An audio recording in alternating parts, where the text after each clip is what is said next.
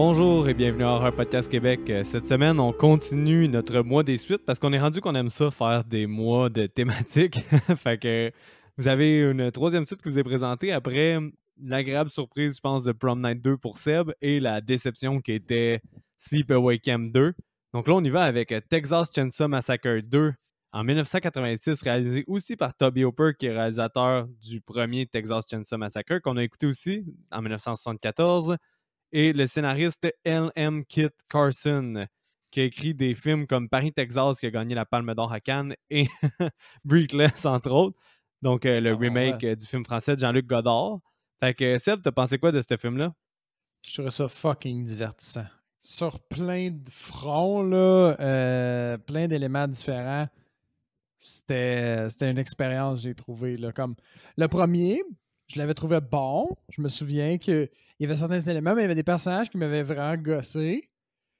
Tandis que celui-là, à la fois, j'ai trouvé très drôle, puis très divertissant, puis en même temps, il a réussi à me faire peur une ou deux shots, puis me causer genre un vrai dégoût, là, genre un vrai arc, là.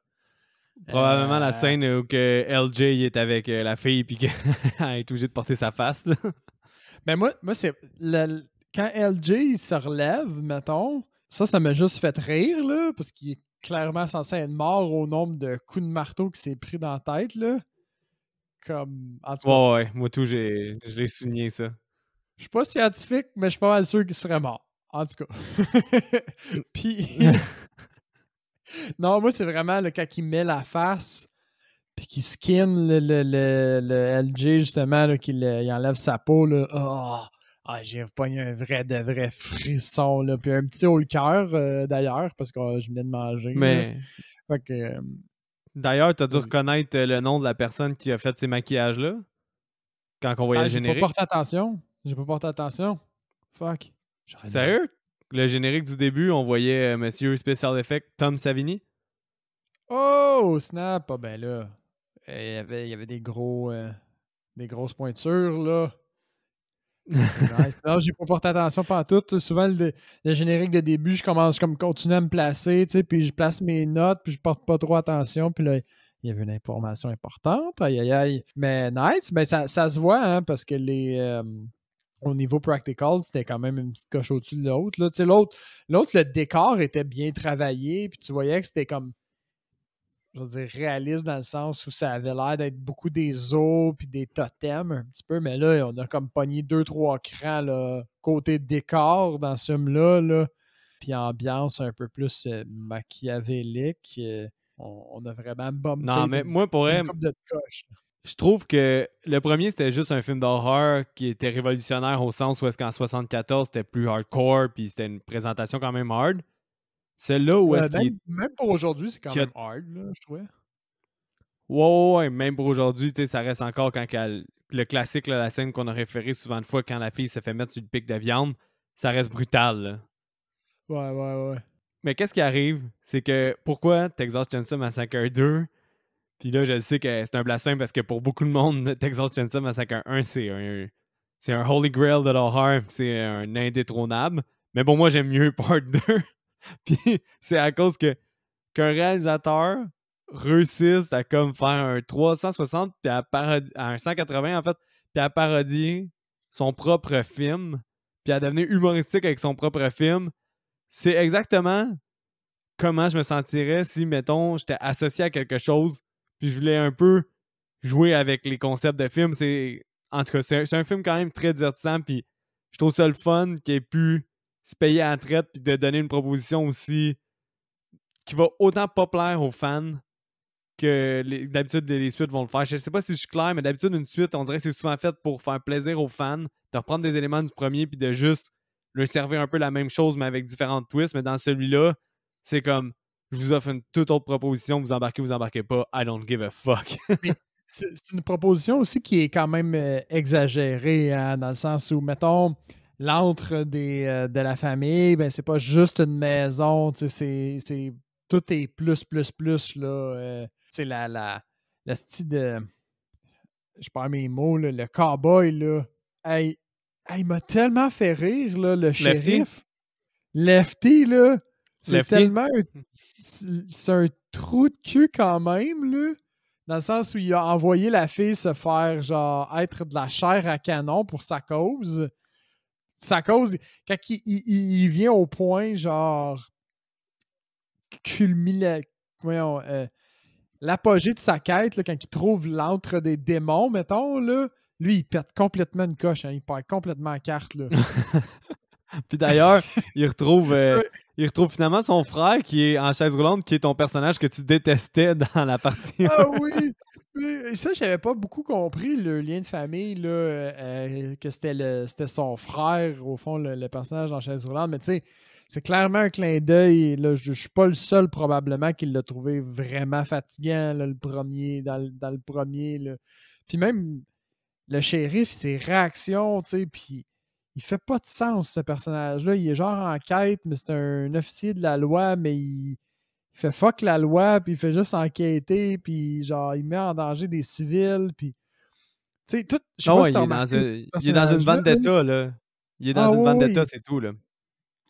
Je sais pas si t'as remarqué, là, je sais pas si c'est l'acteur ou le personnage qui était écrit comme ça, mais c'est vraiment un robot, là. La façon qu'il marche, puis qu'il se déplace, puis qu'il exprime ses émotions, c'est un robot, là. Tous ses mouvements sont super carrés. On dirait qu'il veut... C'est un genre cowboy, là, il est tout bien habillé, puis il veut pas se salir les mains. Sauf qu'il y a une ça. Là, tout se passe dans sa face, puis dans qu'est-ce qu'il dit, puis genre... Hey, man, ça Mais m'a je pense que tellement fait Dennis rire. Hopper, Dennis Hopper, je pense qu'il se colissait un peu du film qu'il faisait en ce moment. Je pense que c'est plus ça. Il allait juste pour le paycheck, là. Mais et Dennis Hooper, il est vraiment écrit comme un... Je vais dire comme une grosse tête là, pour ce film-là. Il est mis en avant-plan sur le DVD que tu m'as prêté, puis au début du générique. Mais c'est-tu un acteur qui était connu? Moi, je le connaissais pas personnellement. Là. Ben oui, là, parce qu'il a été vraiment dans le gros courant américain comme des cinémas indépendants américains qui avaient fait émergence à la fin des années 60 puis au début des années 70. Là. Entre autres, c'est lui qui avait écrit, je pense, et réalisé aussi Easy Rider. Puis il Ok, joue dedans wow. aussi. Fait Je me que déjà, souviens là, pas. ouais, il joue celui, tu sais, vraiment les cheveux longs, là, puis t'as Peter Fonda qui est blond. Lui, c'est son Mhm. ami à Peter Fonda, puis c'est ces deux-là là, qui ramassent Jack Nicholson. Ah, ok, je l'ai pas reconnu. Je l'ai pas Mais reconnu pantoute, mais ok. il était vraiment influent dans ce courant-là de justement le cinéma indépendant américain qui faisait émergence, puis avec Five Easy Peace, il n'y a pas rapport là-dedans, mais tu sais, c'était vraiment tous des films américains qui se diversifiaient, puis qui, justement, là, il y avait une influence un peu européenne de la nouvelle vague, là, avec justement Jean-Luc Godard, puis Truffaut, puis tout ce monde-là, c'était la nouvelle vague française, mais c'est comme créer une espèce de nouvelle vague américaine au cinéma, nouveau genre, avec lui, entre autres, dans ce courant-là. Fait qu'il était quand même important à cette époque-là. Il y avait comme eu une relance, justement, dans le temps de Texas Chainsaw Massacre, parce qu'il y a eu des problèmes d'alcool puis de drogue, puis il était sobre à ce moment-là quand il est revenu pour Texas Chainsaw Massacre, puis il a aussi fait à quelques mois de différence, en fait, Blue Velvet de David Lynch. Il joue celui qui. Je sais pas si tu avais vu Blue Velvet. Je suis pas certain. Je pense que j'ai vu moins de David Lynch que ce que je pense. On avait fait le décompte l'autre jour, là. Puis dans ma tête, j'en avais vu une coupe, puis finalement, j'en ai pas vu tant que ça. J'étais un Il peu joue une déçu. espèce de criminel un peu fucked up, là, qu'il prend tout le temps de l'oxygène. Puis il se craint, puis il devient vraiment violent quand il prend son oxygène. Puis je pense que c'est en 1986 aussi Blue Velvet, mais c'est un des meilleurs David Lynch. Là, c'est C'est pas, surprenant que tu l'aies pas vu. c'est pas dans Léon le professionnel, ça? Non, non, non, ça, dans les mondes professionnels, c'est pas lui, c'est Gary Oldman, puis il prend C'est des Gary pilules. Oldman. Ah oui, ok. Ouais. J'ai mélangé les deux. Ben, mélangé. J'ai probablement pas vu celui de David Lynch, fait que j'ai juste court-circuité dans ma tête, là, mais... Nice, Mais t'es-tu nice. down que je t'explique un peu comment Toby Hooper il est arrivé à pouvoir faire ce film-là qui est assez peu conventionnel, puis que c'est bizarre qu'un studio ait fait un green light à ça? Ben oui, lâche-toi juste. Moi je pense que c'est mon personnage préféré, honnêtement. Là. Ben Comme oui, tous pas le les autres choix. personnages sont exagérés à un autre niveau, mais lui, il est tellement dans sa fucking bulle. Comme. Ouais. On Il, dirait qu'il n'y a pas il- rapport avec le script qui l'entoure à la fin. Là. On c'est dirait qu'il fait ça, juste faire ce qu'il veut. Là. il y a sa quête qui est complètement indépendante de celle de la fille au final. Là, au final. Puis, tu sais pas si finalement il cause l'enjeu ou s'il il le règle.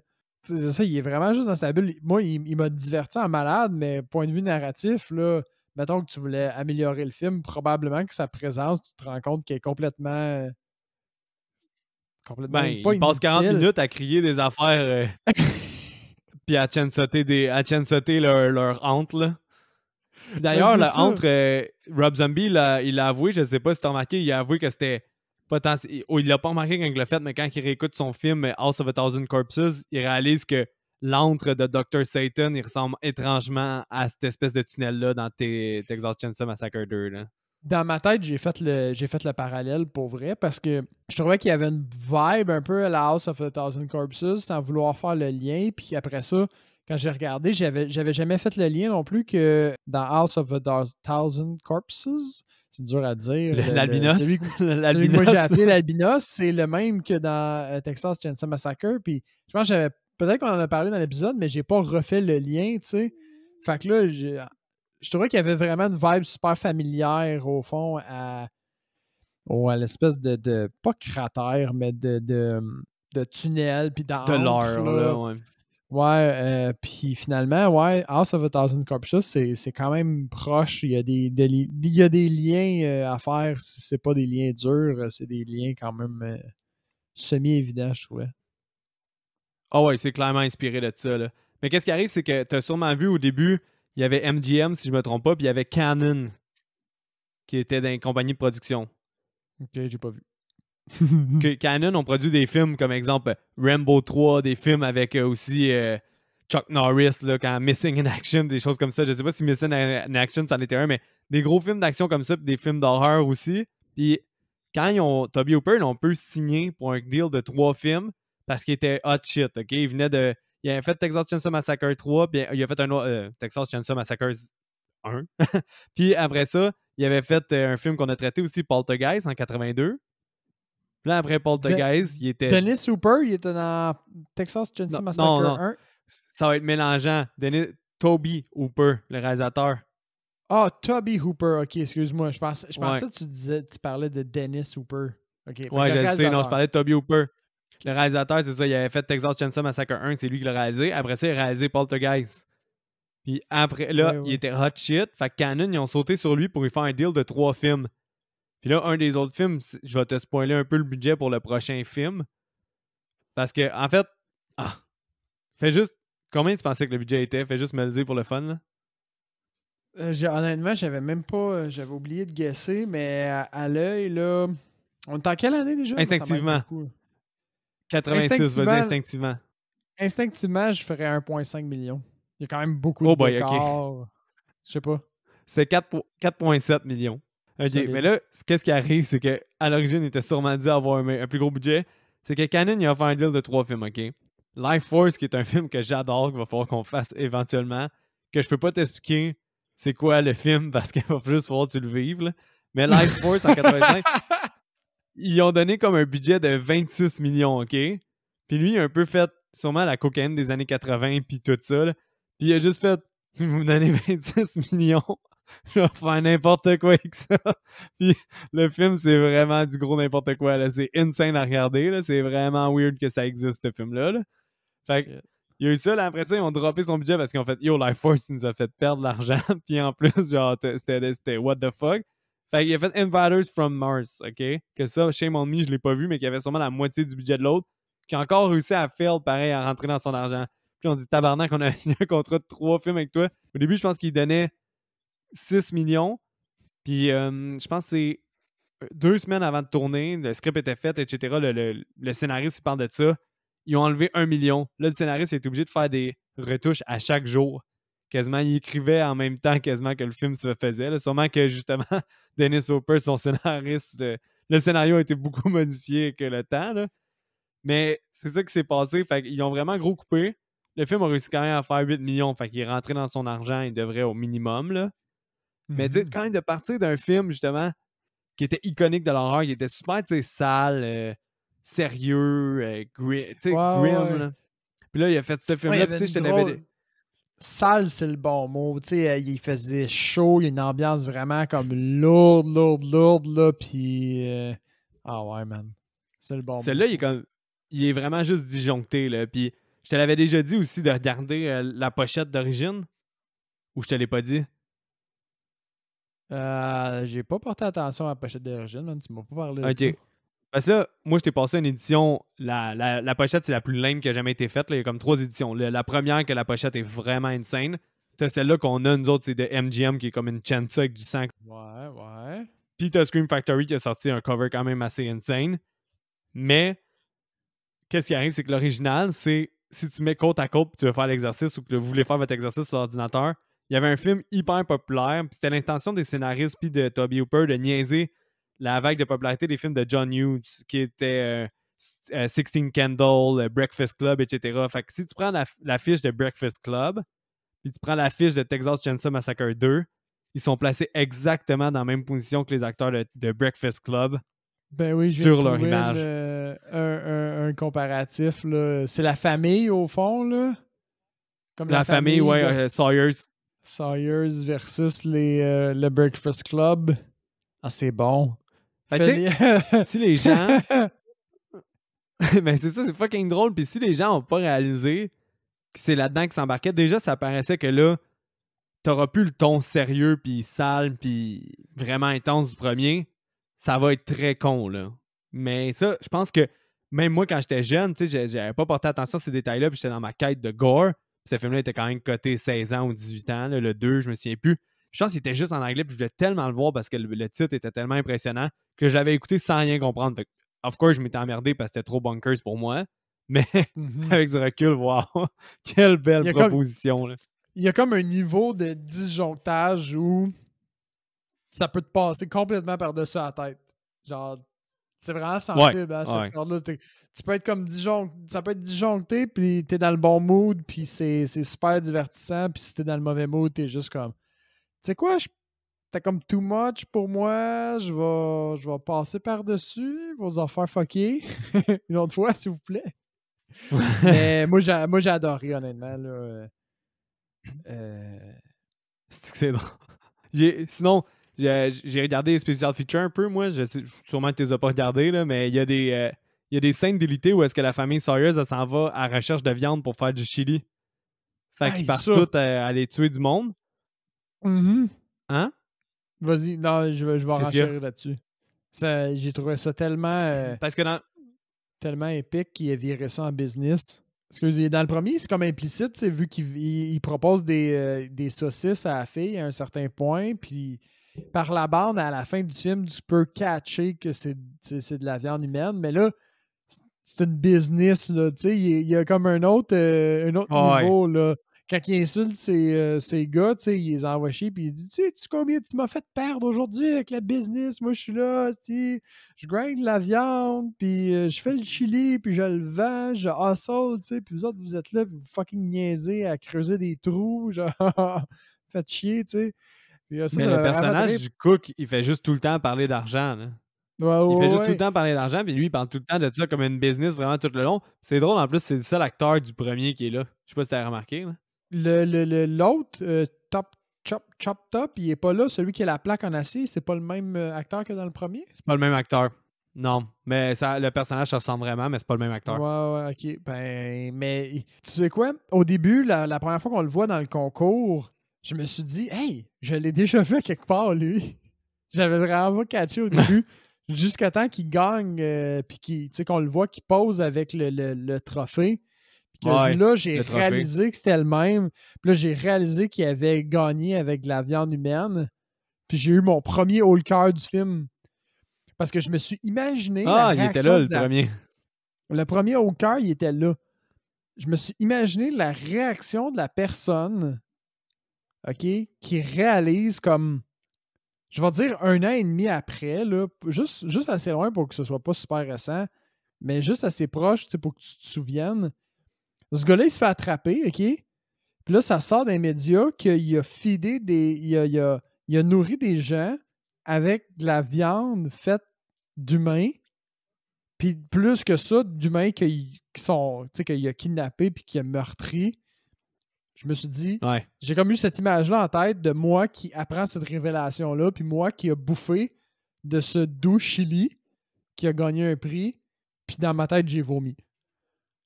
Comme, imagine le choc de malade que tu dois avoir quand tu réalises que tu as bouffé de l'humain. Comme dans South Park. Ben aussi, quand tu dis... Dans South Park, dans South Park, je suis pas sûr que c'est c'est une référence à ça, là. C'est pas clair, mais Non, il je fait pense quand même pas. la même affaire. Il fait quand même un chili à base d'humain, man, puis il fait bouffer ses parents à l'autre, là. Vous regarderez Ouais, South je pense que Park, c'était juste pour être chien, là, avec, là. Mais aussi, où est-ce que tu peux être fucked up, c'est que tu te dis, hey, c'est toi qui as voté pour le faire être numéro 1, tu te dis, peut-être que j'aimerais ça manger d'autres humains. Puis tu sais, imagine le feeling que quand t'as voté, tu t'es dit, wow, ça déclasse vraiment tous les autres compétiteurs. Ouais, quand ils demandent The Shit. Secret. The secret is the meat. The secret is the meat. Ah, tu l'as, sa culpabilité, là, genre enregistrée live à radio, là. C'est quoi le secret? C'est la viande. Puis là, après ça, tu réalises de quel type de viande qui te parle, là.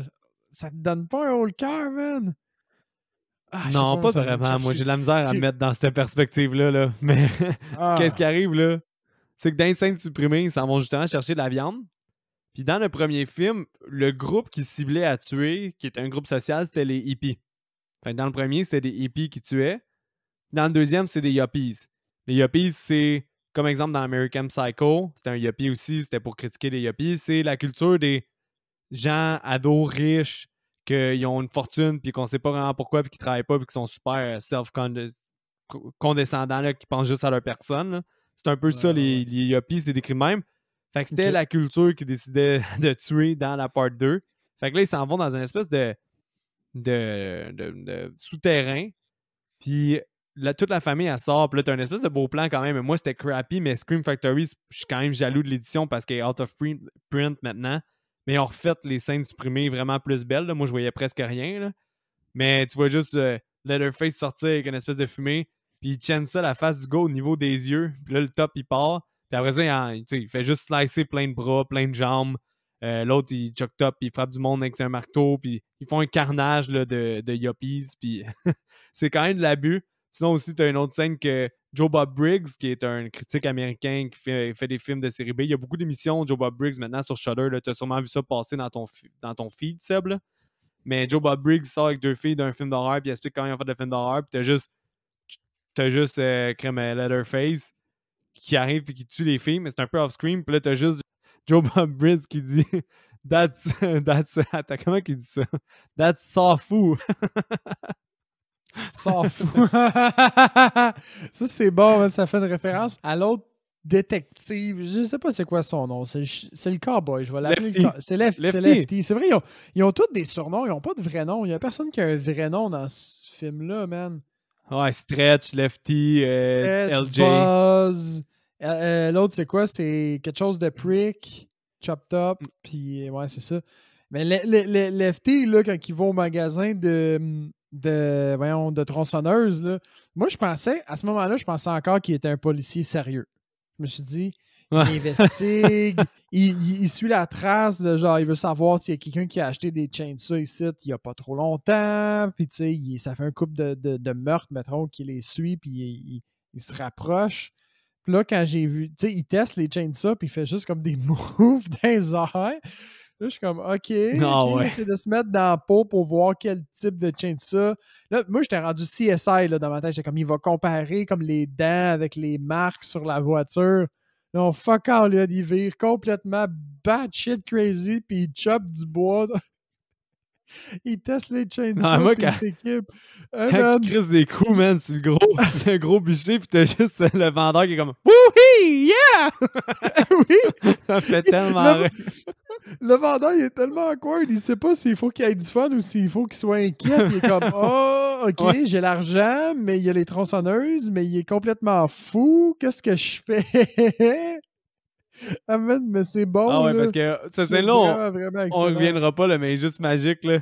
Quand Lefty rentre, tu fais juste dropper comme 800$ cash. Il prend 3 chainsaws, 2 petites qu'il peut manipuler comme qu'il veut, puis une gigantesque, puis il fait une démo de qu'est-ce qu'il peut faire, mais ça déstabilise tout le monde.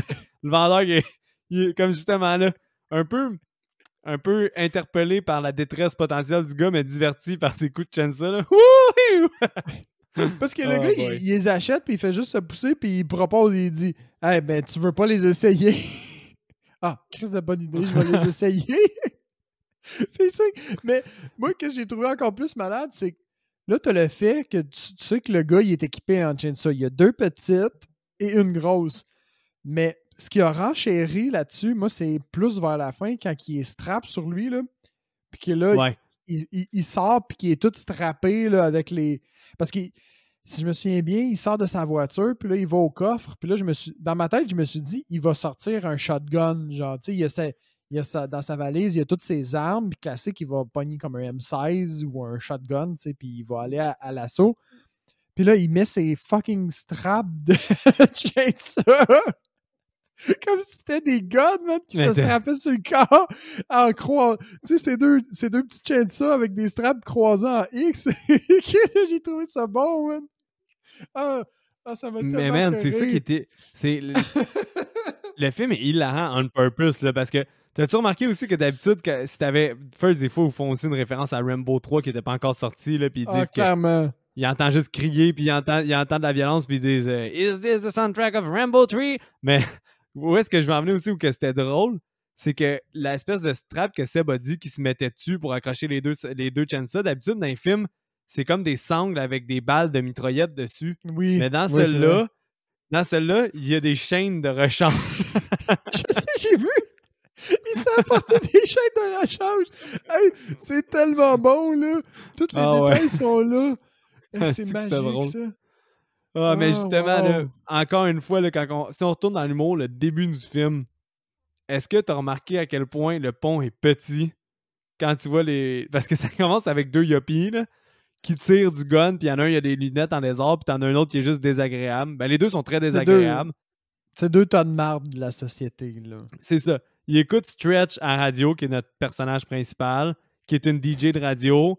Puis en fait, eux autres, là, ils jouent à Chicken, là, qui est en fait un jeu typiquement américain de aller dans l'autre voie pour essayer de faire déraper quelqu'un. Le premier qui va chicken out. C'est Mais bon. faire un face-à-face, faker un face-à-face. Ouais, c'est ça. Ils font ça avec la famille Sawyers. Puis la nuit, quand ils arrivent, le pick-up, il revient. Puis la scène où est-ce qu'ils les attaquent, là, est-ce que tu as remarqué la grosseur du pont? Honnêtement, j'ai pas porté attention, mais à ce temps que tu le dis, je comprends où tu vas en venir. Le pont, il est vraiment environ court. 100 mètres de long. Là. C'est même pas... Pour ceux qui viennent de Saint-Jean, notre patelin, c'est même pas le pont dans le vieux Saint-Jean. Là. C'est genre un tout petit pont. Là. Puis Ben, eux autres, ils ont genre une Mercedes, un genre de muscle car, je sais pas trop, Mercedes, tu sais. Puis l'autre, le pick-up, il est sur le... Putain, il est sur le reculon. Puis il les suit, puis eux autres, on dirait qu'ils essayent même pas de les dépasser, puis genre, ils sont de l'avant-son, là. C'est sûr qu'ils ont encore au moins 2 vitesses pour s'échapper, là. La scène dure comme 1 minute, il y aurait genre 3 fois le pont. C'est sûr qu'ils l'ont filmé en 4 shots, genre 4 plans. Je trouvais ça tellement hilarant, là, parce que tu vois vraiment le pont, il est minuscule, là, puis toute la scène, parce que là, c'est Leatherface, il y a le cadavre d'un hitchhiker dans le premier accroché après lui. C'est comme si c'était D'ailleurs, cette scène-là, je l'adore. Là. C'est une des meilleures ouvertures d'un film d'horreur ever. Là. Je l'adore. Ça n'a aucun sens, là, comment je l'aime. C'est ridicule, mais en même temps, le vibe est fucking nice. L'espèce de squelette avec la chainsaw, c'est complètement bunkers. La crise de grosse chainsaw qui démolit une portière. Le gars qui se fait slicer en deux puis que sa tête, le sang, il se perk. C'est du bon gore. Ah ouais. Non, cette scène-là est juste insane, mais c'est ça que je voulais apporter ton attention, le petit pont, man. J'espérais que tu aies remarqué, parce que d'habitude, ton cerveau, il cache toutes ces affaires-là. Non, moi, j'étais vraiment sur, genre, l'analyse de qu'est-ce qui se passe. OK, il y a Leatherface, puis etc., là. Puis là, c'est ça qui arrive. Ils défoncent la voiture, ils défoncent la tête du gars, puis les autres, ils pognent un accident, puis ils disparaissent. Mais qu'est-ce qui est notable, au fond, de cette scène-là, c'est que tout le long, ils appellent la radio. Puis là, pour une raison quelconque, dans les temps anciens, là, quand quelqu'un t'appelait à la radio, tu pouvais pas lui fermer la ligne au nez. Ouais, je suis pas sûr si c'était vraiment de même, mais bon. On va laisser... je sais pas. Comme, je connais on va pas laisser ça planer, là. Ouais, c'est ça. Mais ça a l'air un peu surréaliste qu'elle est à la radio et elle n'est pas capable de shut down, au fond, l'appel. Fait qu'au fond, elle se retrouve comme animatrice de radio à avoir un enregistrement du meurtre, un enregistrement audio du meurtre. Puis t'as-tu remarqué? Il y avait un cellulaire, ben pas un cellulaire, mais un téléphone portable dans la voiture. C'est clairement un truc de riche, là. Mais le père Sawyer aussi, il a un téléphone dans sa voiture, mais sa voiture, elle soque tellement la merde qu'il y a une radio achetée, déposée sur son dash. Il y a comme un clash là, lui. Il y a genre grosse technologie puis vieille technologie de merde. En tout cas. Mais ça, c'est un petit détail, là. Ah ouais. Fait que le lendemain, on fait la police... Quand t'es rendu là dans le film, là, t'as déjà mis à part toutes tes logiques que tu peux avoir, pis c'est pas un détail qui devrait t'accrocher, là. Non, vraiment pas. Mais si je le mentionne dans cet ordre-là, par exemple. OK. Fait que le lendemain, t'as un lieutenant, au fond, de police qui investigue l'accident. Puis là, t'as un autre lieutenant ou un autre grade de la police, là, je sais pas, qui se pointe puis qui dit « Hey, t'as pas d'affaires ici, tu devrais t'en aller. » Puis là, j'ai autorité pour te demander de t'en aller. Puis là, le policier qui est le cowboy, au fond, ben, il refuse, tu sais. Puis là, moi, à ce moment-là, encore une fois, c'est fait pour te laisser penser qu'il y a vraiment autorité, mais finalement, il est vraiment en quête personnelle. C'est pour ça que tout le monde, le corps policier a l'air de l'envoyer chier un petit peu. Juste après, il n'y a rien d'autre à voir dans cette scène-là. Juste après, tu as le concours de Chili qu'on a déjà mentionné, au fond, où le grand-père, pas le grand-père, mais le père des tueurs, il gagne. C'est même pas le père, hein? C'est même pas le père. C'est leur frère. C'est leur frère. Ouais, il dit qu'il s'occupe de ses deux frères. Mais en même temps, il appelle l'autre, il l'appelle Grandpa. Fait que moi, dans ma tête, il y avait comme comme ils ont un père à quelque part dans le milieu, à moins qu'il est pas là, je sais pas. Ça me fait tellement rire. Grandma Chansa, Grandpa Chansa, oh, Chansa Lord! C'est comme s'il était rendu le culte du V8, man, dans Mad Max.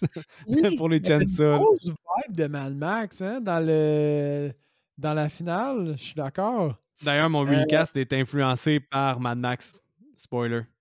Holy guac. Pas moi. Bon, après ça, t'as la scène du shérif qui va au magasin de Chansa qui, à elle seule, vaut quasiment une écoute du film, là, à mes yeux. Là, c'est bon. Moi, je trouve tellement qu'il y a plusieurs. Mais oui, il y en a plusieurs plein. Scènes fortes, là. Mais juste elle, baseline, juste pour cette scène-là, ça vaut une écoute. Ouais, cette scène-là est épique, là. Ouais, cette scène-là est épique, mais la scène d'ouverture, je l'adore aussi, là. Exact. Ouais, la scène d'ouverture est malade. Après ça, ben là, t'as l'animatrice de radio qui s'appelle Stretch qui contacte le cowboy Lefty parce que, bon, lui demande de l'information dans le journal sur un possible meurtre. Elle a de l'information. Puis moi, ça m'a fucké parce que quand lui va la voir, quand elle va le voir, lui, excusez, c'était mélangeant, elle apporte exactement qu'est-ce que lui, il veut. Puis lui, il fait comme s'il s'en crissait complètement. Il est genre, tu veux pas t'engager. Mais je pense qu'aussi, ça présente à quel point c'est le début de sa désorganisation parce que aussi, ça nous permet de voir à quel point ce gars-là, justement, il n'a aucune autorité puis c'est un fucking wreck parce que tu vois qu'il est décollé dans sa chambre d'hôtel, il y a une bouteille d'alcool, il y a des pots de pilules. Puis le gars, il est juste pas bien. Il est tout le temps pas bien que la famille Sawyers. Fait que finalement, lui, il réussit à convaincre en réalité l'animatrice de radio de faire jouer l'enregistrement du meurtre en live pour essayer de recueillir d'autres informations de la part du public. Mais son vrai plan à lui, c'est de dévoiler que la fille a l'enregistrement pour faire sortir les tueurs de leur tanière. Ben, ça fonctionne parce que... Exact. Ça fonctionne parce que, justement, là, ça donne que Chuck Top, lui puis son frère Leatherface qui appelle Bubba ou Booba, je me souviens plus comment il l'appelle. Booba. C'est comme Leatherface, c'est son nom de super-héros. Je sais pas si t'as remarqué. C'est ça. Quand ils sont en public, c'est Leatherface, ou quand ils pensent qu'il y a quelqu'un autour, c'est Leatherface, mais quand ils sont pas en public, c'est Booba. Mais c'est ça, fait que Booba, puis lui, ils sont fans de elle, fait qu'ils l'écoutent tout le temps, fait qu'ils appellent leur grand-père, puis le grand-père, en fait leur frère, qu'on n'aurait pas pensé. Ils appellent leur frère, qui lui dit comme « Go get that bitch! » Ils s'en vont au studio. Ils insulter, man. Tu sais que ça me fait rire. Genre, un mot sur deux, il est traité de cool shit. C'est vraiment Ah, excellent. vraiment, là. Mais au début, tu as dit que tu trouvais que ton personnage préféré, c'était Lefty, mais il y en a beaucoup dans la communauté de l'horreur qui adorent Chop Top. D'ailleurs, moi, il me fait quand même rire. J'aime un peu plus Lefty, mais il me fait quand même rire, là. C'est vraiment... Le personnage, c'est un vétéran de la guerre du Vietnam qui a crissement mal tourné, là. Il arrête pas de parler du Vietnam, puis de son post-trauma, puis « It's Remember Nam! » Il est quand même Mais, drôle. ouais, puis au fond, ce qui arrive, c'est que, ben, au fond, dans la scène suivante, ce qui arrive, c'est que l'animatrice de radio est seule dans son studio, tard le soir, et puis eux viennent pour l'attaquer. Donc là, on est introduit à Chuck Top, au fond, qui est un épée notoire en réalité, là, puis qui a pas l'air à comprendre vite qu'elle, elle essaie juste de se débarrasser de lui, mais lui, il sait qu'il veut juste rester là pour essayer de la tuer. Puis là, moi, c'est ça qui arrive, c'est qu'il est trop il est juste une coche trop malaisant pour que je le qualifie de personnage que j'adore. Comme. OK. Il est comme trop in your face. Moi, on dirait je regarde le film, puis il est dans ma bulle. Puis je me sens agressé, pareil comme la fille. Ouais, c'est La un peu fille, too much. elle a sait, tu sais, qu'elle a fait des quoi être quand même grave, puis que ça va y attirer des conséquences. Mais là, elle fait face aux conséquences au fond parce que le gars, il est dans son studio, tu sais. Puis le personnage, il est comme dans sa Mais bulle là, à elle. d'ailleurs, j'avais Ouais, une question. vas-y. Mais j'avais une question à te poser par rapport à cette scène-là parce que je trouve que c'est une des mieux construites au niveau cinématographique dans le sens où est-ce que il fait tellement bien durer la longueur de la conversation que, te connaissant, t'as dû faire le saut quand Leatherface sort de la salle de record. J'ai fucking jumpé. Pour vrai, là. Ouais, Comme, c'est vraiment bien fait. Là. Pour le jump scare, là. Il est tellement dans ta bulle, il est tellement malaisant, puis t'es tellement focusé sur « Hey, je veux juste qu'il parte », que quand il flippe la Switch, il y a genre aucun moyen. Ben, je sais pas, peut-être toi, tu l'as vu venir, là, avec Non, le du building tout, de j'ai fait tension. le saut. Ben moi, j'ai jumpé raide, là. Puis en plus, t'as jamais vu quelqu'un qui craquait une chainsaw aussi vite, là? Genre la Switch, il craque à la vitesse de la lumière, là, Booba, là.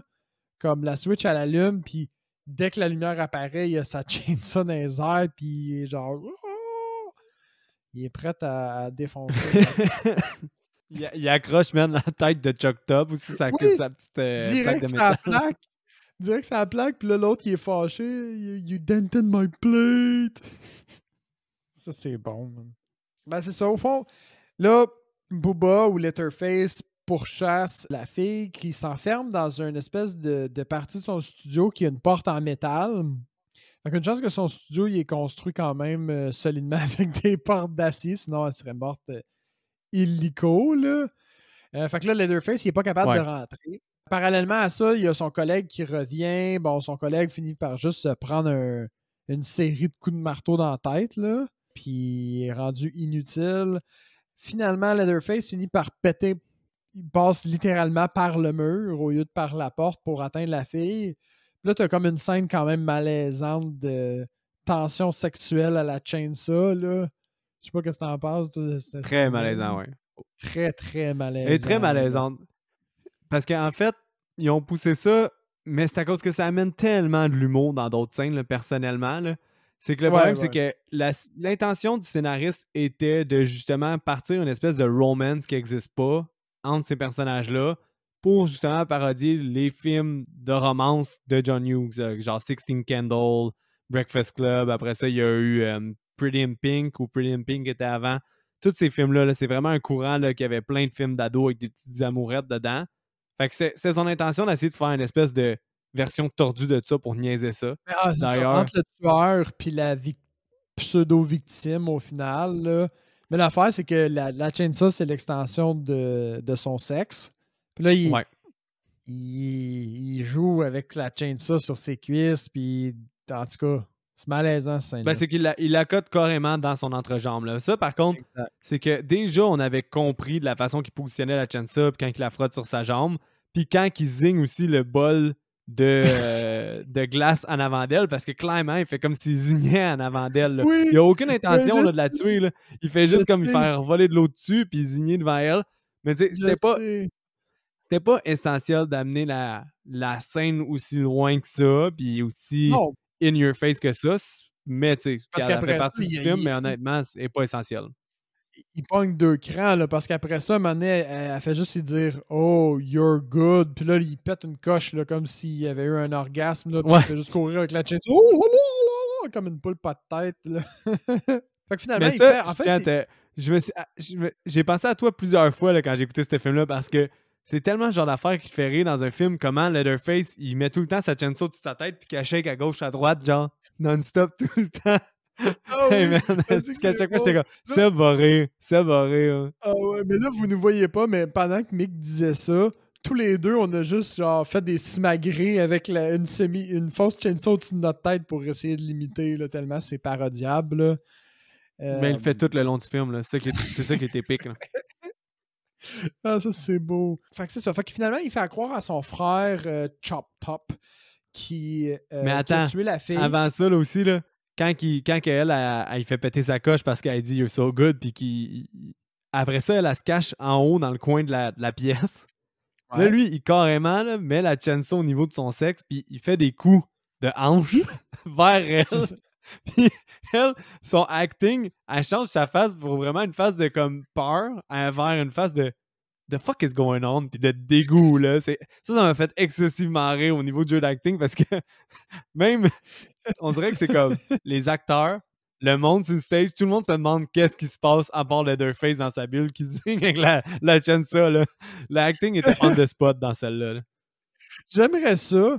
J'aimerais vraiment ça, comme, mettons, qu'on me dise, c'est peut-être pas le cas, là, sûrement que c'est pas le cas, que la fille était pas au courant que lui allait faire ça, puis que sa réaction de wesh, ce soit une réaction plus véritable. Spontané. Hein. Ouais, spontané, là, de comme, mais qu'est-ce qu'il fait? Ils ont pas dit couper? Qu'est-ce que. Ouais! Ah, ça me faisait fucking rire, man. LJ s'est fait knocker avec le marteau encore, je pense tout le long que la scène qu'on vient de décrire, ben, théoriquement, il reçoit des coups de marteau tout le long de cette scène-là, si j'ai bien compris. Non-stop, là. Son Chuck crâne, Top, il est pété. c'est ça. Chuck Top, il part avec parce que c'est de la viande, puis il la ramène dans leur campement parce qu'il pense que Leatherface a tué notre DJ. Là. Fait qu'ils partent à leur basement. Puis là, j'ai trouvé que par contre, Stretch était vraiment badass parce que Chris, elle les poursuit, man. Oui, mais elle essaie d'appeler Lefty, puis elle est comme, ah, il répond pas, ben fuck it, c'est moi, faut que je ramasse de l'information. C'est pour ça que je me suis engagé dans cette quête-là. C'est pour résoudre des meurtres, au fond, là. Fait que, full investigation, elle décide de les poursuivre pour essayer de savoir où est-ce qu'ils se cachent. Finalement, elle les suit dans une espèce de parc d'attractions abandonné, de ce que j'ai pu comprendre, là, ce qui explique un peu tous les genres de paysages. Texas Battle Land, là. Ouais. Puis là, bon, elle les suit. Finalement, elle s'arrête puis elle décide de les poursuivre à pied, je pense, à un certain moment. Puis là, elle se fait poursuivre par une autre voiture. Puis tout le monde sait que c'est Lefty, sauf elle, au fond. Lefty, il n'a pas pensé juste comme s'arrêter puis faire comme « Hey, ta gueule, on va les surprendre! » Mais non, ils se poursuivent les deux. Les deux alliés, ils se poursuivent. Puis Lefty, il sait qu'elle, c'est son allié, puis il fait rien pour calmer le jeu, là. Absolument rien. C'est un vrai cave. Finalement, qu'est-ce qui arrive, c'est qu'elle, elle tombe dans un trou. Je pense qu'il est déjà dans sa psychose. Ah ouais, clairement. Elle tombe dans un trou, puis là, lui s'arrête, il sort de sa voiture, puis là, il essaie d'aller l'aider, puis il lui tend un bras, un bras mort, pour essayer de la... Ouais, un squelette, là. Pour essayer de la sortir du trou. Finalement, ça fonctionne pas. Puis là, fait que là, elle tombe dans le trou qui a comme une espèce de lumière rouge au bout, là. Fait qu'elle tombe en enfer, là, ça c'est clair. Ouais. Puis c'est là où le Lefty s'équipe de sa strap de chainsaw. Puis lui, là, moi, j'étais surpris un peu dans un esprit de psychose. Il décide de ne pas aller aider la fille, mais de complètement procéder par une autre entrée. Ah ouais. Puis qui commence, pour elle, à partir de là, il est complètement déconnecté. Là. Il dit House of the Devil, I'm taking all down, mercy on her soul. Puis il fait juste crier puis démolir tout ce qu'il trouve. Pour elle, il n'y a plus rien de rationnel qui se passe dans l'esprit de Lefty jusqu'à la fin du film. Il faut qu'il rouvre la porte avec sa chainsaw. Il rouvre la porte en acier, puis il fait juste charger. pas de plan, rien. Est-ce épais? Ouais, Il est il là. coupe toutes les poutres qu'il Personne voit. Il coupe toutes les poutres qu'il voit. Imagine l'avantage stratégique qu'il a là. Lui, il est là, personne ne sait qu'il est là, il peut surprendre tout le monde puis chopper tout le monde comme malade. Puis consciemment ou inconsciemment, il décide de juste charger en criant puis de révéler sa position à tout le monde, là. C'est super stupide là, comme move. Fait que c'est ça. Fait qu'il Ah ouais, rentre en clairement. courant avec sa chainsaw. Bon, là, il réalise qu'il n'y a personne. Il est confus un petit peu. Il voit du sang qui coule d'un mur. Il défonce le mur. Il y a des tripes qui tombent. Ça, j'ai trouvé ça bon. Puis là, psychose next level. Puis c'est là où il décide qu'il fait I'm putting it all down. Puis il chope toutes les poutres. Peu importe. C'est vrai. Quand tu y penses, là, il est en sérieux danger de s'enfouir lui-même sous des débris. Ah oui, facilement, là. Avant de se rendre à eux, là. Il chope pas tout ce qui est en arrière de lui. Il chope tout ce qui est en avant de lui, là. C'est super, super con comme stratégie. Ah ouais, là, mais clairement. Là, mais sinon aussi, Stretch, elle a droppé dans un tunnel, qui donnait qui droppait dans une sur une glissade, que la glissade amenait à leur espèce de frigo. Ouais, il y a une glissade dans le tourbillon. Elle est tombée dans la glissade, dans le tourbillon, dans le frigo à viande. C'est vrai. C'est là qu'elle trouve ça, que Seb va parler de la scène qui l'a un peu dégoûté, là, parce que LJ, son cadavre, il est là. Puis là, Leatherface, il fait comme s'il y avait une chainsaw avec le couteau électrique. Ça m'a fait rire. Bon. Je l'ai noté, il y a genre Leatherface, il y a une mini chainsaw avec son couteau électrique. C'est son petit couteau électrique, puis il enlève des lambeaux de peau de LJ, il enlève aussi son visage, puis il accroche, finalement, avant d'accrocher la peau, Stretch, elle accroche quelque chose, ça fait du bruit, fait qu'il s'en va la voir. Puis vu qu'il est amoureux d'elle, ben, il donne en cadeau la peau de LJ, fait qu'il met dessus, puis il met le chapeau sur la tête, puis il veut danser avec elle, puis ça fait une scène vraiment awkward, là, puis quand même gross. Ah ouais. Là. Et gross. Très gross, puis tu vois que la fille est pas tendante, peut-être même pas tendante de le faire en tant qu'actrice, on dirait, là, comme c'est un niveau de rebutage niveau 2, là.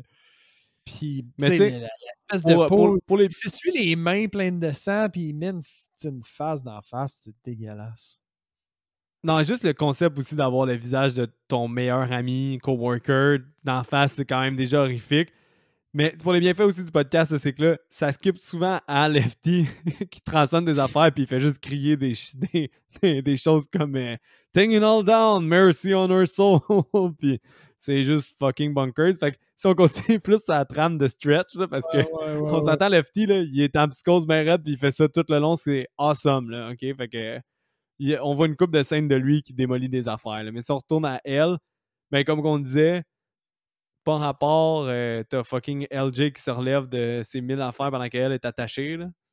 Mais c'est sûr il est pas mort. LJ, il se relève. Puis là, t'es comme, what? Puis il est pas assez en souffrance pour, comme, il est capable de parler.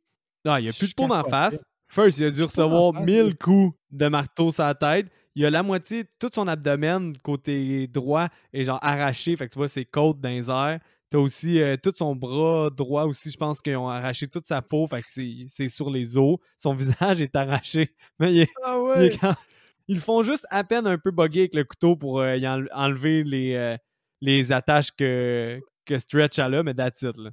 Moi, je pense, là, ce que je pense, c'est qu'il y avait un petit surplus de budget, puis il y avait un plot hole dans le sens où il y avait un problème avec leur histoire. Ça leur prenait une façon de qu'elle s'enfuit. Puis ils ont fait comme, le gars va se relever puis il va la libérer. Ah, OK. On a du budget pour faire ça, Tom? Ouais, je vais vous faire quelque chose de nice. Ça s'est réglé comme ça. Ouais, clairement. Parce que, man, ça fait pas de sens, là. Puis j'ai aimé, comme, avec le couteau, t'es sûr qu'il va la stabber. Ouais. Finalement. Ce qui aurait été quand même drôle. Il va tout tranquillement puis il la libère, là, mais j'étais vraiment convaincu qu'il allait la stabber, moi.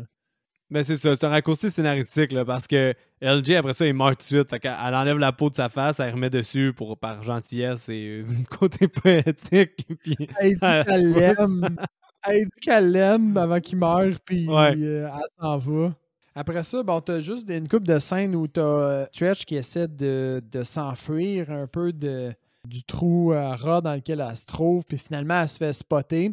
Fait que là, toute la famille part un peu à sa recherche, puis finalement, bon, elle s'enfuit dans un tunnel, puis là, c'est Leatherface qui la trouve en premier. Sauf que là, en fait, Lefty, il est dans sa psychose, il manipule une chainsaw. Fait que là, elle pense que Lefty, c'est Letterface. Fait qu'elle s'enfuit dans l'autre sens. Puis elle tombe sur Letterface en Ouais, c'est vrai. s'enfuyant. Là, elle est prise entre un tas de débris générés par Lefty et Letterface. Puis c'est là où toute la famille arrive. Puis que t'as une genre de confrontation. Pas une confrontation, mais t'as la victime qui est genre, je veux juste m'en aller. Puis t'as toute la famille qui est comme, Letterface est en amour. Ah, il veut faire du sexe. SCEX. Ouais, il dit, you got a choice, boy. You got one choice, boy. Sex or family? Well, sex, nobody knows, but the saw is family. J'étais comme, what the fuck, man? Oh boy, c'est bonkers. Cette scène-là est disjonctée, comme tu dis. Puis là, après ça, il capture la fille, puis on a droit à la scène de souper, souper familial prise 2. Ouais, une parodie du souper du premier film, là, carrément. Exact. Là. Avec une ambiance encore plus, je vais dire diabolique, là, dans le sens où ils sont au cœur de leur antre. Il y a plus d'ossements que la dernière fois, plus de tout, au fond. T'as-tu remarqué qu'il y avait une référence à Kubrick dans cette scène-là? Quelle? T'as un squelette qui est accroché sur une bombe avec un chapeau dans les airs? Non. Doctor Strangelove. As-tu vu Doctor Strangelove? Je n'ai pas vu Doctor Strange. C'est quoi? C'est Folamour en français? Je n'ai pas vu le Docteur Folamour. Ouais. Pas encore. C'est un must. Mais c'est une référence à Doctor Strangelove, qui est quand même une scène très, très, très culte du cinéma, puis t'as sûrement vu parodier souvent, ou que t'as sûrement déjà vu juste l'image de ça en meme ou en n'importe quoi, là. C'est très populaire comme image. Probablement. Fait que c'est une référence à Kubrick. Fait que j'ai trouvé ça quand même cool qu'il y ait une petite référence à Kubrick. Avant justement qu'elle se réveille de la table, quand tu vois l'ensemble de la pièce, là, tu vois un squelette qui est placé exactement comme la scène dans Strangelove. Okay, nice. C'est hâte des films où il y a plein d'autres références à d'autres films. Fait que là, c'est ça. Fait qu'ils vont chercher le grand-père pour... puis là, il a 137 ans. Qui a 137 ans, puis sur une diète seulement de sang. Ouais. Il fait juste prendre du sang. Puis bon, puis là, il réexplique la même affaire que dans le premier, que son grand-père, il travaillait dans les abattoirs, puis c'était le meilleur avec le marteau, puis il frappait, puis il faisait tout le temps des one-hit. Puis là, ils sont arrivés avec les outils industriels, puis lui, il a perdu sa job, blablabla. Tout ça pour dire que finalement, il essaie de fracasser le crâne de Stretch avec le marteau, mais le grand-père qui a 137 ans, là, fait qu'il donne comme des genres de swings les plus molles que tu n'as jamais vus, là. Puis cette scène-là, elle disjoncte un petit peu. T'as-tu remarqué que... Puis, ouais, vas-y. T'as-tu remarqué que Cook, en arrière, il dit... il met ses mains dans les airs comme s'il priait, puis il dit « Great Grandpa and Chainsaw Heaven ». Ça m'a tellement fait rire. Chainsaw Heaven. Mais c'est là un peu l'ambiance. Il met ses mains dans les airs comme s'il priait, là, puis il dit « Great Grandpa and Chainsaw Heaven ». Puis ça, c'est autoréférentiel, là, parce que, tu sais, c'est... Mais c'est là un peu l'ambiance, un peu à la Mad Max, là. Fait que c'est ça, finalement, la fille, elle tombe dans les pommes et le grand-père réussit à se nourrir. Puis là, bon, c'est là où Lefty se pointe avec ses chainsaws. T'as l'amorce du combat à la chainsaw. Qui est, avant, il dit une couple de quotes dans le genre I will punish you. You will go down to hell with me. Boys. Je sais pas, man. Il dit plein de petits shit. Mais les deux Lefty, puis j'arrête pas de l'appeler le père, là, mais le cook, là, sont épiques, là, dans qu'est-ce qu'ils disent. Ils font juste s'envoyer chier. Il y en a un qui dit, je pense que c'est le cook qui dit « It's a dog world we live in ». C'était comme, pourquoi tu dirais ça? Ouais, puis là, il offre du cash à Lefty pour qu'il crisse son camp, parce que tout est une réponse à l'argent avec lui, puis il est vraiment dans le système capitaliste avec sa business de chili. Mais t'as juste fucking Lefty qui dit « I'm the Lord of the Harvest », qui veut comme vraiment rien, tu sais. Puis il l'attaque avec la chainsaw d'un base.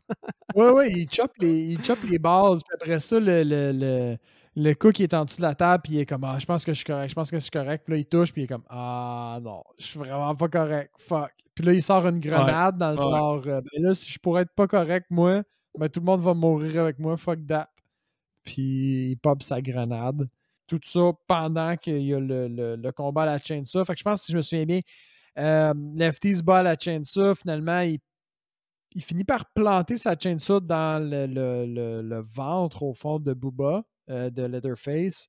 Puis là, sa chainsaw coince. Ouais. Fait que là, il se dit, shit, mon arme est coincée. Il recule, puis il sort les double chainsaw. Puis là, il finit avec double chainsaw, puis il finit le massacre. Puis, si je me souviens bien, il tue aussi le grand-père à la chainsaw. Non. Comment ça se passe? C'est que là, Lefty, il double chainsaw. Leatherface, ça le fait tomber, mais la chainsaw qu'il y a dans le ventre accroche son frère qui est en dessous, qui est le cook. Ok, Là, lui, oui. ça lui Puis fait là, tomber lui, la grenade, puis là, Lefty, il fait juste crier. Ah! Puis il se fait exploser. Tout le monde explose. Pendant que Chop Top, il poursuit Stretch. La finale me fait tellement rire, là. Tous des imbéciles.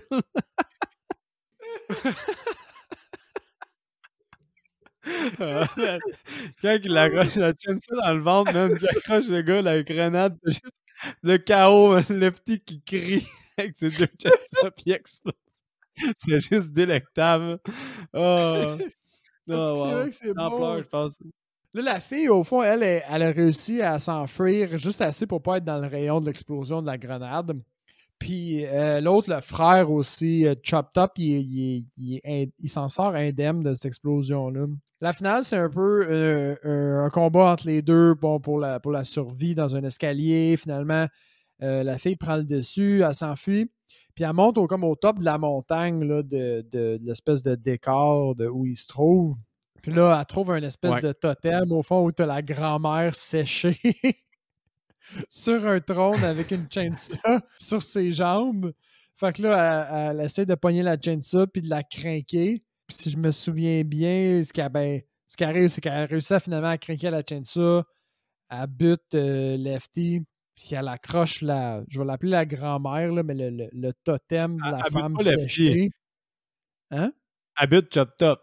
Elle bute pas Lefty. Lefty vient d'exploser. C'est Chop Top. Elle bute Chop Top, puis elle bute la grand-mère. Puis moi, la fin, là, elle me ferait vraiment, vraiment rire. Parce qu'elle sort sur le balcon de où est-ce qu'elle se trouve. Puis là, elle fait une danse avec la chainsaw dans les mains. Chose qu'elle a aucune obligation, puis probablement aucune envie de faire. Mais elle fait vraiment une danse genre. Ah, mais c'est juste parce que... Mais elle finit dans la madness de tout le monde. Elle finit juste folle comme tout le reste du monde. C'est vraiment un film qui est sur la folie, là, au final. On va faire un throwback à la fin du premier où t'as juste Leatherface qui swing sa chainsaw pas rapport dans tous les sens, tu sais. Mais elle, c'est vraiment comme une danse chorégraphiée, là. Ça m'a fait très rire. Non, mais moi tout, je la trouve écœurante la fin. J'adore ce plan-là. Là. C'est vraiment une très belle fin pour un très bon film. Fait que... Ouais, fait que Seb, avant qu'on y aille avec nos notes, moi je m'ouvrirais une petite bière. Yeah, moi aussi. J'ai hâte de savoir ta note.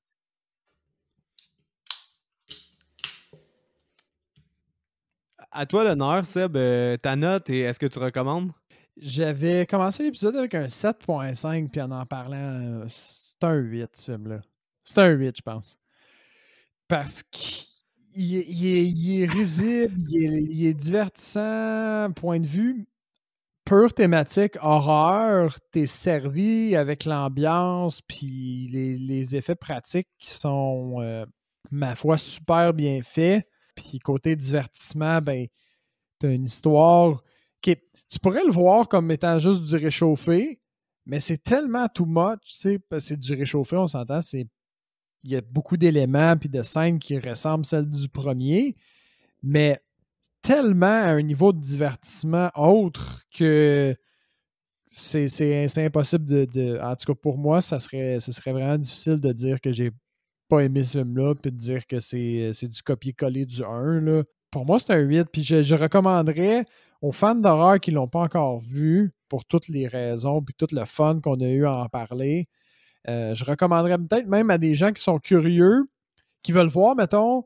comme je pense que ça aurait peut-être été un bon film à présenter, mettons, à moi au début du podcast, dans le sens où c'est Et non, je divertissant. pense pas. Je pense pas. J'aurais catché moins de divertissement, mais quelqu'un Non, qui. Moi, non. je pense que quelqu'un peut être diverti même sans avoir tant de knowledge sur l'horreur. Tu penses pas? Moi, je pense honnêtement que pour apprécier ce film-là, il faut vraiment avoir vu vraiment beaucoup de films d'horreur.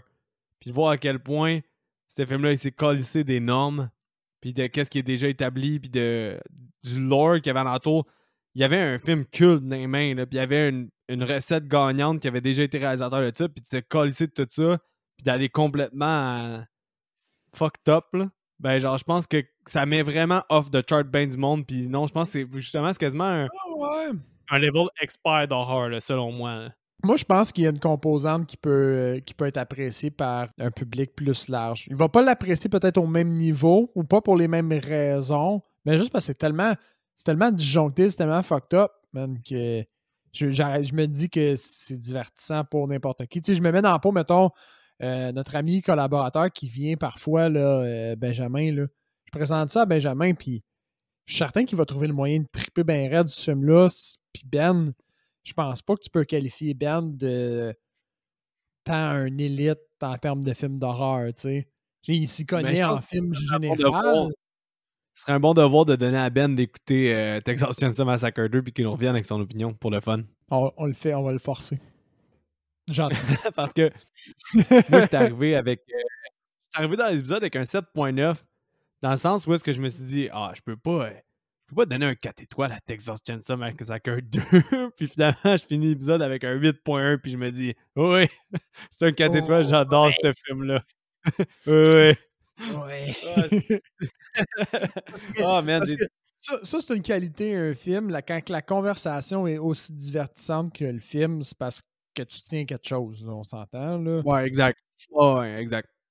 Ouais, vraiment. C'est- Non, vraiment. Puis moi, je l'ai déjà dit, là, mes raisons pourquoi je suis aussi haut là-dessus, c'est, il y avait une formule gagnante, il y avait quelque chose dans les mains qui pouvait juste s'asseoir un peu dessus, puis juste recréer le même mood, puis d'essayer de faire un choc value comme tellement de suite font.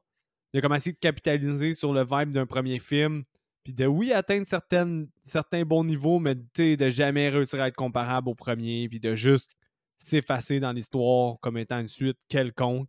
Mais celui-là, il a pas fait ça, puis il a juste été all the way dans une autre direction, puis amen to Ouais. that, man. Puis c'est vrai que quand tu fais un 2, tu veux resservir la même affaire, mais sans resservir la même affaire. Puis lui, ce qu'il a fait, c'est qu'il a resservi la même affaire, mais au lieu il a respecté son histoire puis ses personnages, mais pas sa trame narrative qui était un petit peu plus sérieuse dans le premier, puis un petit peu plus dramatique, je vais dire. Ben, c'est complètement parodié lui-même. C'est ça, tu sais. Exact. C'est parodié lui-même. J'ai rien à ajouter là-dessus. C'est très Ouais, précis. mais fait qu'on recommande ça, lui, il recommanderait, on dirait à tous. Moi, je recommande aux gens qui ont déjà Ouais. une couple de films d'horreur à travers la couenne, là, selon moi.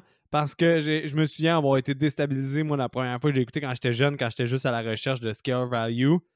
J'avais pas tant trippé. Puis maintenant, on dirait qu'avec un bon background d'horreur, puis vraiment beaucoup de films que j'ai revus, ben là, de le redécouvrir maintenant, j'ai capoté, là. J'ai adoré ce film-là. Fait qu'il y a deux façons de le voir. Allez-y comme vous voulez. Où est-ce que vous vous sentez, puis selon ce qu'on a dit, qu'est-ce qui vous interpelle le plus. Vous déciderez si vous l'écoutez ou pas. Mais sinon, par rapport au recast, moi, Seb, j'en ai 3. Puis étonnamment, d'habitude, j'ose pas toucher les personnages principaux, puis là, je les ai tous recastés. Ouais, ben, pas le choix, là, à un moment donné. Moi, j'en ai deux. Bon, ben vas-y. J'en ai deux. Mon premier, c'est Lefty. Il est épique, Lefty, là. Son nom, c'est Ouais. Lefty en partant. Ça m'étonnerait pas que pour la deuxième fois, on ait déjà le même recast. Je suis presque sûr, en fait. T'as-tu Burt Reynolds? Ah non, mais quel bon recast, par contre. Burt Reynolds, primetime Burt Reynolds avec sa moustache, il est capable de faire Lefty juste avec une coche de plus. Juste le fait, juste sa moustache bump Lefty de 1 point. Moi, j'ai été. Veux-tu que je te le dise tant qu'à y être? Parce que je suis Ouais, t'as trop fait anxieux Lefty, de le vas-y. dire. Mais Lefty, moi, j'ai été pour qui est-ce qui peut apporter une énergie aussi folle puis autant démentielle que lui. Puis là, tu sais qui est-ce que j'ai recasté, c'est sûr. Vas-y, non, je suis pas certain.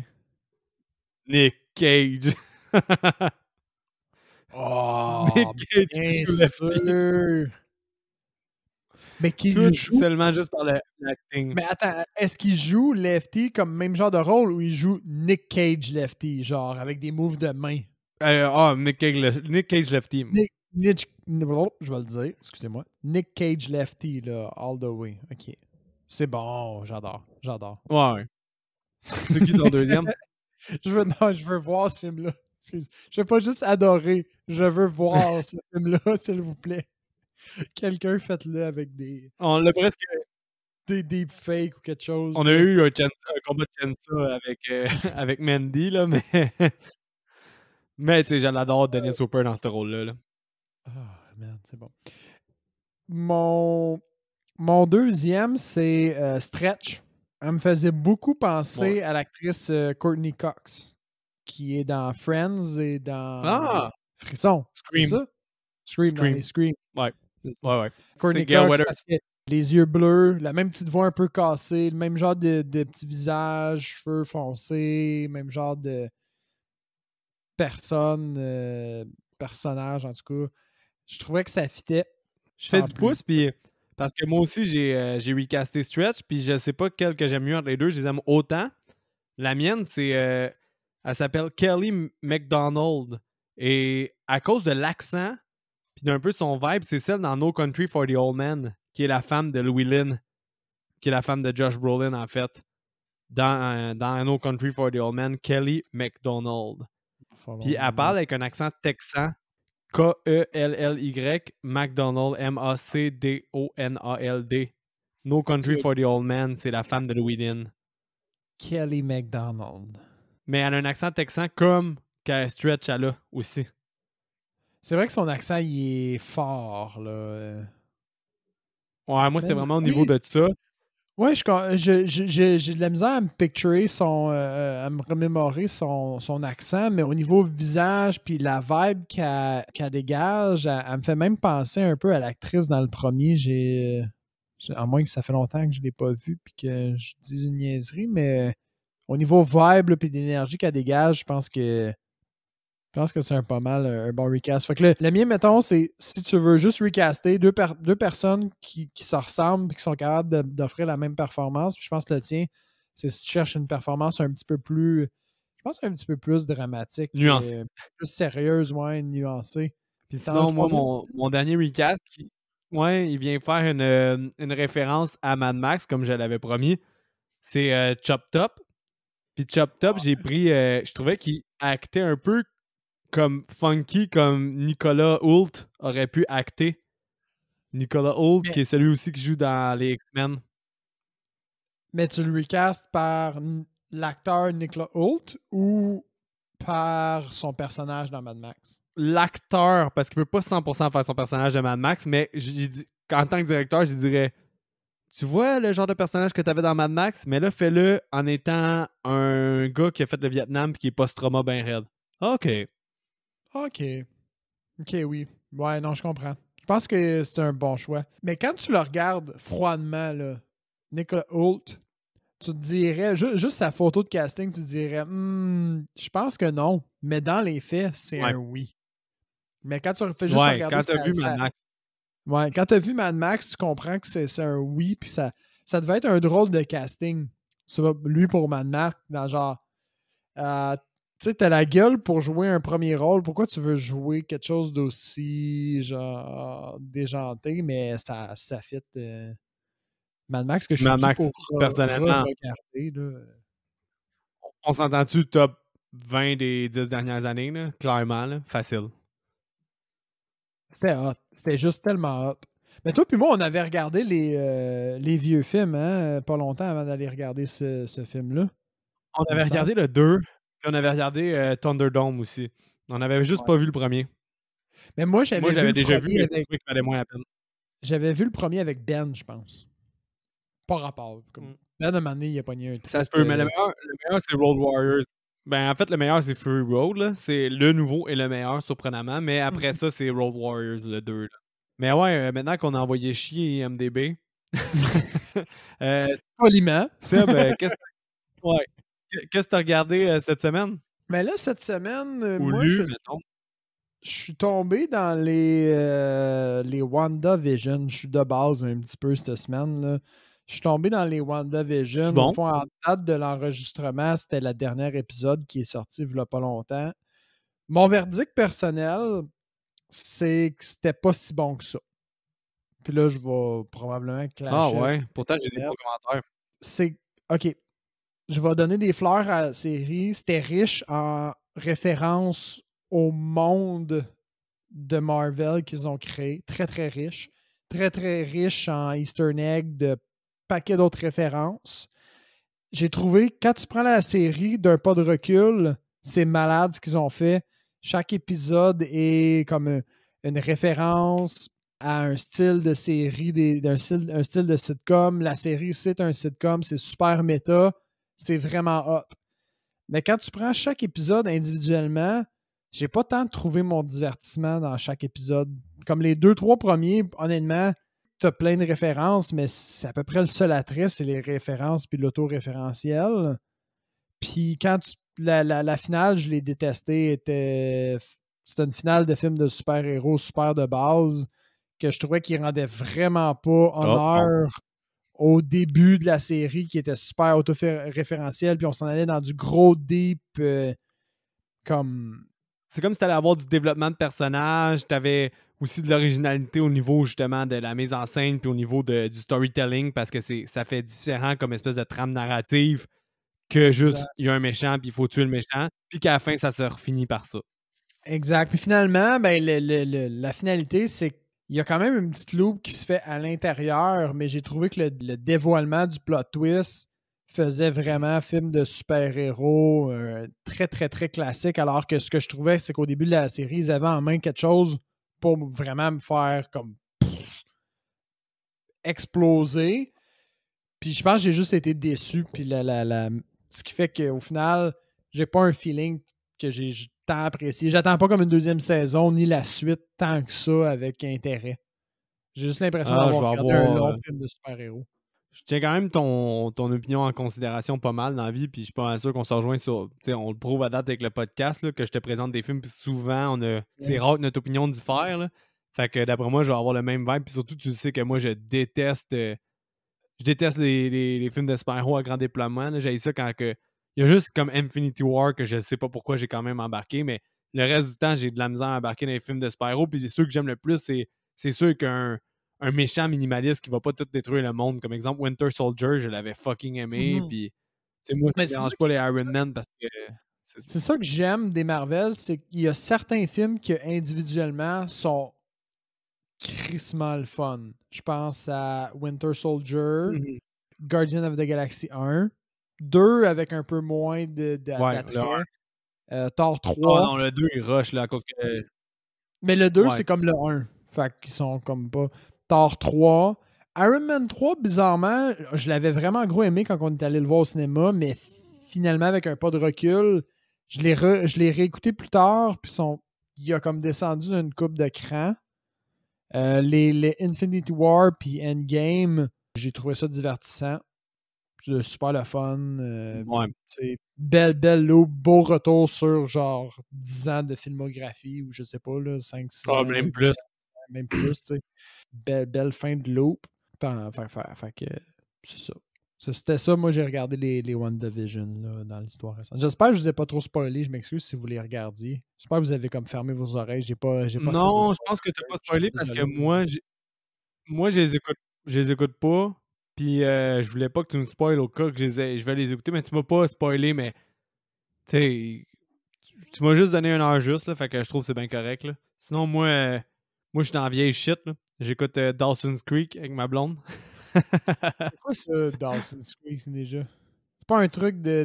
c'est Vas-y, j'ai c'est pas... du teenage drama, man. Ah ouais, C'est ok, du c'est ça. teenage drama, puis ça jouait à Canal Vie, là. Quand Canal Vie était avant Vrac TV, là. Ça jouait là, puis en même temps que Buffy jouait en même temps aussi à cette télévision-là. Fait que j'étais un peu en trip nostalgique. Ma blonde, elle aime pas tant ça, mais c'est vrai que c'est tous des adolescents qui sont hyper trop conscients de la vie, puis des concepts de couple, puis de ces affaires-là. Mais Ouais. c'est du monde qui ont 25 ans, qui jouent des gens de 15 ans, puis qu'ils ont des dialogues de monde de 45 ans. Mais est-ce que c'est divertissant? Puis aussi, c'est à cause que qu'est-ce que je trouvais hot, c'est que le scénariste de Scream, c'est lui qui a lancé Dawson's Creek. Fait qu'à cause de ça m'a fucking intéressé quand j'ai eu ça de réécouter Dawson. Puis tu sais, au début, quand tu regardes les 2 premiers épisodes, là, me semble, je sais que le premier, peut-être même le 2, je me souviens plus, c'est Steve Manor qui les a réalisés. Puis Steve Manor, ben lui, il a fait entre autres Friday the 13th part 2, 3, puis il a fait plein d'autres films d'horreur. Fait que tu sais, Dawson travaille dans un vidéo. Moi, j'ai déjà travaillé dans un vidéo aussi. Puis là, il parle souvent de cinéma. Puis quand il parle de films d'horreur des fois, puis là, tu vois qu'il y a des références aux films d'horreur. Puis un épisode, c'est comme un slasher, pas slasher. Fait que j'ai du fun, mais c'est du gros. C'est du gros n'importe quoi qui se parle comme ça. Là, ça n'a aucun sens. Il n'y a jamais des petits ados de 15 ans qui se sont parlés comme ça. Puis c'est beaucoup trop ça. En fait, quand tu tapes sur Rotten Tomatoes, quand tu vas checker Dawson's Creek, là, son crissement, on dirait que le gars qui a écrit ça, il roulait des yeux tout le long qu'il a écrit le descriptif dans le genre. Tu sais, des jeunes qui savent bien trop qu'est-ce qui leur arrive, puis qui sont bien trop conscients pour leur âge, qui vivent des choses dramatiques. Ça m'a fait fucking rire. Mais bon, je suis rendu à la saison 2, puis là, je continue à les écouter, puis là, ça me donne fucking le goût qu'on parte une thématique Dawson's Creek, parce que tous les acteurs, pendant qu'ils étaient dans Dawson, quasiment, à part, genre, je pense, Dawson, qui est Vanderberg, je pense son nom, ont fait des films d'horreur que j'adore, là. Parce que t'as Katie Holmes, elle jouait dans Disturbing Behavior, que j'adore, ce petit film-là. T'avais Percy qui jouait... Ouais, je te l'ai passé. T'avais Percy qui jouait dans Urban Legend, que d'ailleurs, j'ai vu que dans pas long, là, au moment que l'épisode va sortir, il va déjà être sur Netflix, mais que Urban Legend 1 va être sur Netflix avec Jared Leto, t'as lui, t'as d'autres acteurs. Puis, tu sais, t'as l'autre, sinon, qui est devenue vraiment une bonne actrice, je la confonds toujours avec Carey Mulligan, mais c'est... comme elle ressemble vraiment à Carey Mulligan, mais là, j'ai un blanc sur son nom, mais elle jouait dans Halloween H20. Fait que, tu sais, il y a comme toute une thématique Dawson que ça me tente de revoir. T'en as un autre qui jouait dans Destination Ultime, le premier. That's cool. J'ai sorti la description sur Rotten, si mon Internet veut bien. Je vais vous la lire juste pour comprendre. Je comprends exactement ce que tu disais. Sur Rotten Tomatoes, c'est écrit A popular and cool teen soap about attractive, very self-aware young people in a Boston suburb, entre parenthèses, though it was filmed in North Carolina, fin de la parenthèse. Fait que le gars qui a écrit ça, il était genre, là, mon boss m'a demandé d'écrire ça, mais fuck off. Moi, j'écris ce qui me tente. Ouais, le gars, parce que il a pas tant aimé Dawson. C'est clairement un 10, là, genre so popular, attractive, self-aware young people. C'est clairement un 10. C'est bon. Puis il roule des yeux en l'écrivant, là, c'est sûr. Oh, mais c'est ça que j'ai écouté. C'est ça qui clôt notre épisode sur Texas Chainsaw Massacre 2. Chaudement recommandé par nous deux. Seb, le mot de la fin? Ouais, ben, fait que, comme d'habitude, donnez-nous mettez un like sur la page Facebook, partagez, envoyez-nous des messages, commentaires, commentez sur les posts quand vous avez quelque chose à dire. On répond à tout le monde. Ça nous fait toujours plaisir d'avoir votre avis, si vous êtes d'accord ou pas d'accord avec nous. Envoyez-nous des suggestions, puis commentaires, ou juste vous voulez parler d'un film, là, vous l'avez regardé, le film d'horreur que vous avez en tête, là, puis vous dites, s'il faut les gars, il faut qu'ils traitent de ça. Envoyez-nous ça nous fait toujours plaisir d'avoir ces conversations-là avec vous. Puis c'est pas mal ça, je pense. Faites le tour. Ouais, exact. Puis Seb, il a mis le doigt dessus aussi, là. On aime ça, faire des recommandations. Si vous nous écrivez, là, moi et Seb, on est vraiment des gars assidus puis à leur affaire. Puis le Seb, il rit de moi parce que j'arrête pas de pointer l'écran. Mais on est des gars assidus puis à leur affaire. Fait qu'on a plusieurs mois d'enregistrement d'avance. Fait que ça se peut que vous nous recommandiez un film puis qu'on soit genre « Holy fuck, ouais, on veut le faire ». Puis que vous voyez l'épisode dropper dans 4 mois. Mais... si on est holy fuck. Mais en réalité aussi, ce qui se passe, c'est que comme on a 4 mois d'avance, non, c'est pas vrai, on n'a pas 4 mois, là, on n'est pas. On n'est pas des freaks. Mais ça se pourrait qu'il drop plus rapidement si quelqu'un nous le recommande ou plusieurs personnes. Des fois, ça arrive plusieurs personnes nous le recommandent, puis on change un peu notre ordre d'idée pour sortir un épisode d'avance. Fait que des fois, ça influence nos choix parce qu'on a des grosses conversations sur quel film on doit faire, quel doit être notre prochain film à couvrir. Fait que des fois, quand il y a une ou deux personnes qui nous le recommandent, ben, veux pas, ça pèse dans la balance parce qu'on se dit, ben, il y a des gens qui veulent nous entendre en parler. Alors, c'est intéressant. Spoiler alert. Spoiler alert, il y a pas mal 2-3 personnes qui nous parlent de Nightmare on Elm Street. Fait que je laisse ça comme ça. Donc, attention à vous et bonne semaine.